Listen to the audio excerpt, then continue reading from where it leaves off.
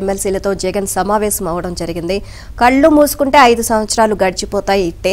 So మనం చేసిన మంచి ఇంకా ప్రజల్లో ఉంది కాబట్టి మళ్ళీ మనం పైకి లెగుస్తామని చెప్పి ఆయన చెప్పడం జరిగింది. విలువలు విశ్వసనీయత అంటూ పెద్ద పెద్ద మాటలు మాట్లాడారు. అంటే విలువలు విశ్వసనీయతతో పాలన చేస్తుంటే కనీసం ప్రతిపక్ష హోదా అన్న వచ్చేది అని చెప్పేసి విమర్శలు కూడా వ్యక్తమవుతున్నాయి. రైట్, మీరు అంటున్నట్టుగా కళ్ళు మూసుకుంటే 5 సంవత్సరాలు ఇట్లనే అయిపోతుంది, 2029 వస్తుందని చెప్తా ఉన్నారు. అంటే దీన్ని బట్టే అర్థమవుతుంది జగన్మోహన్ రెడ్డి మనస్తత్వం ఏ విధంగా ఉందనేది. అంటే ఏదో ఒక 11 సీట్లు అయితే ఇటు ప్రజలు కట్టబెట్టారు, కొద్దిమంది ప్రజలు నమ్మిన పరిస్థితి. సో వాళ్ళకన్నా న్యాయం చేయడానికి ఏదైనా ప్రభుత్వానికి సలహాలో సూచనలో ఏదైనా సద్విమర్శలో చేయడానికి ఏదైనా దాన్ని ఉపయోగిస్తారనుకుంటే అది కూడా లేదు. ఎందుకంటే నేను కళ్ళు మూసుకుంటాను 5 సంవత్సరాలు అయిపోతుంది అంటే దీన్ని బట్టే తెలుస్తోంది ఇక ప్యాలెస్ నుంచి బయటకు రాడు, ప్రజల గురించి పట్టించుకోరు అనేది. రైట్, చూస్తే ఘోర పరాజయంపై ఆత్మ విమర్శ లేదు, అంతా ఆత్మ వంచనే, పైగా విలువలు విశ్వసనీయత అంటూ కాకమ్మ కబుర్లు. ఇది మాజీ ముఖ్యమంత్రి జగన్ తీరు. నిన్న తాడేపల్లి ప్యాలెస్ లో వైసీపీ ఎమ్మెల్సీలతో ఆయన సమావేశమయ్యారు. కళ్ళు మూసుకుంటే 5 ఏళ్ల కాలం గడిచిపోతుంది అని మభ్యపెట్టే మాటలు చెప్పారు. ప్రజల మన్ననలు పొందిన తర్వాతే ఎన్నికలకు వెళ్లామన్నారు. ఎన్నికల్లో ఏమైందో తెలియదన్న జగన్ రెడ్డి కళ్ళు మూసుకుంటే చాలు 5 సంవత్సరాలు అయిపోయిందన్నారు. మళ్ళీ అదే మాదిరి కళ్ళు మూసుకుంటే 2029 సంవత్సరం వచ్చేస్తుందన్నారు.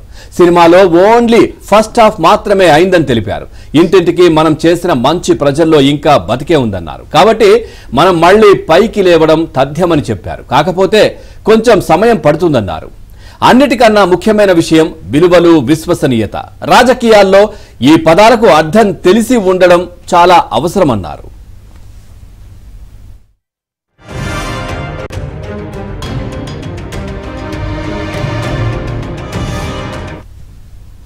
ఇక విలువలు విశ్వసనీయత లేని మనిషిగా రాజకీయాలు చేద్దామా, లేదా కష్టాలు వచ్చినప్పుడు వాటిని ఎదుర్కొని హుందాగా నిలబడి 5 సంవత్సరాలు కళ్ళు మూసుకుంటే మళ్లీ మన ప్రభుత్వం వస్తుందని గుర్తుపెట్టుకుని అడుగులు వేద్దామా అన్నది కూడా ఆలోచన చేసుకోవాలి అని జగన్ వ్యాఖ్యానించారు. ఆయన చేశానంటున్న మంచి కంటే చేసిన చెడే ఎక్కువని జనం ఈ ఎన్నికల్లో తేల్చేశారు. గద్దె దించి ప్రతిపక్ష హోదా కూడా ఇవ్వకుండా మూలను కూర్చోబెట్టారు. అయినా సరే చేసిన మంచి బతికే ఉంది, మళ్లీ పైకి లేస్తాం అని జగన్ పేర్కొనడం గమనార్హం. ఇక 5 ఏళ్ల పాటు వైసీపీ మూకలు చేసిన దాడులు, దౌర్జన్యాలు, హత్యలను మర్చిపోయి ఈ రోజు వాళ్ళ పార్టీకి ఓటు వేయకపోవడమే పాపం అన్నట్లుగా కొడతా ఉన్నారు. ఇక ఈ పాపం ఊరికే పోదు అని జగన్ వాపోయారు. 5 ఏళ్లు ప్రత్యేక హోదాను అటకెక్కించిన జగన్ ఇప్పుడు మళ్లీ ఆ పాట అందుకున్నారు. కొత్త ప్రభుత్వం కొలువు తీరి 2 రోజులైనా కాక మునిపే ఎన్డీఏలో చక్రం తిప్పే పరిస్థితి వచ్చినా కూడా ప్రత్యేక హోదా అడగకపోవడం చంద్రబాబు చేసిన మరో పాపం అని నిందించారు. ప్రతిపక్ష నేతగా 14 నెలల పాటు పాదయాత్ర చేశానని, ఆనాటి ఓపిక ఇంకా తనకు ఉంది అంటూ మళ్లీ కాళ్లకు పని చెప్పే అవకాశం ఉందని సంకేతాలు పంపారు.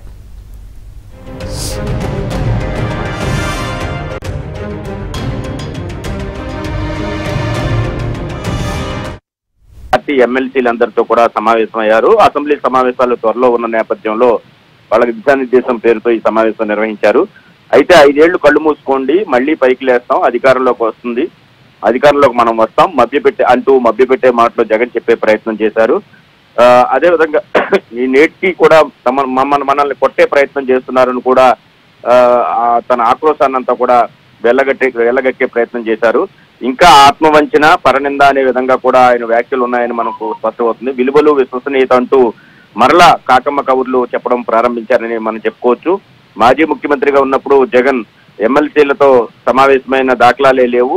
చాలా తక్కువ సమయంలో వాళ్ళతో మాట్లాడిన పరిస్థితి. ఇప్పుడు ఒక్కసారిగా సీన్ రివర్స్ అయ్యేసరికి వాళ్ళందరినీ కూడా పిలిపించుకుని మాట్లాడే ప్రయత్నం చేశారు. ప్రజల మన్ననలు పొందితే 2029లో తిరిగి అధికారంలోకి వస్తామంటూ, కళ్ళు మూసుకుని తెరిచే లోపల 5 ఏళ్లు అయిపోతాయంటూ కూడా వారిని మభ్యపెట్టే మాటలైతే చెబుతున్న పరిస్థితి అయితే ఉంది. విలువలు విశ్వసనీయత ఉన్నాయి, అందరికీ సంక్షేమ పథకాలు అందించాం, అయినా ఎందుకు ఓడిపోయామో ఎలా ఓడిపోయామో కూడా అర్థం కావడం లేదు అని కూడా ఆయన వ్యాఖ్యానించారు. అదే సమయంలో అంటే మొత్తం తప్పు తనదే, తప్పు లేదు, తప్పంతా ప్రజలదే అనే విధంగా కూడా ఆయన మాట్లాడిన పరిస్థితి అయితే ఉంది.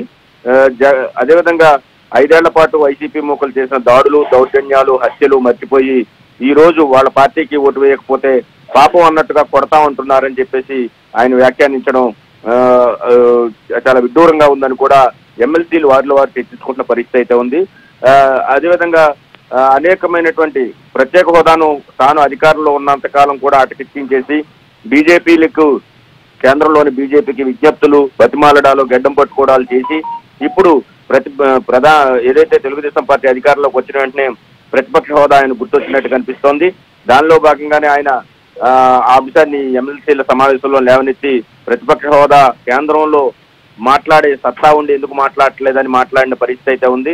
మరోవైపు తనకి ఇంకా సత్తువ పోలేదని, గతంలో ఏ విధంగా పాదయాత్ర చేసి ప్రజల్లోకి వెళ్ళాను ఆ శక్తి ఇంకా ఉందంటూ తిరిగి పాదయాత్ర చేస్తానన్నట్టుగా సంకేతాలు కూడా ఇచ్చారు.